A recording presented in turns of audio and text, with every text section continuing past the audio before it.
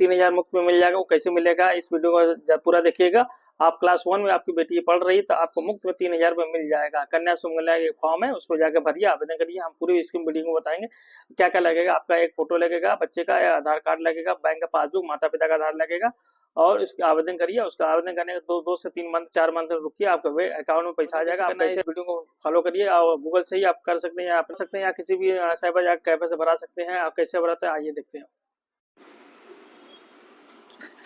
इस तरह का गूगल खोलें। गूगल खोलने के बाद यहाँ पर लिखें कन्या सुमंगला। कन्या सुमंगला डालने के बाद यहाँ पर फर्स्ट जो लिंक आएगा, इस वाले पे लिंक पर आप क्लिक करेंगे।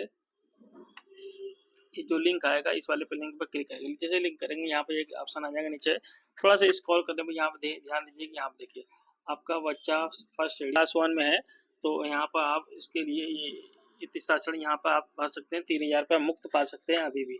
ठीक, इस वीडियो को ज़्यादा से ज़्यादा शेयर करें, सब्सक्राइब करें। इस तरह आप क्लास 1 में हैं तो भर सकते हैं, और ज़्यादा से ज़्यादा भरें और इसका लाभ उठाएं सरकार द्वारा।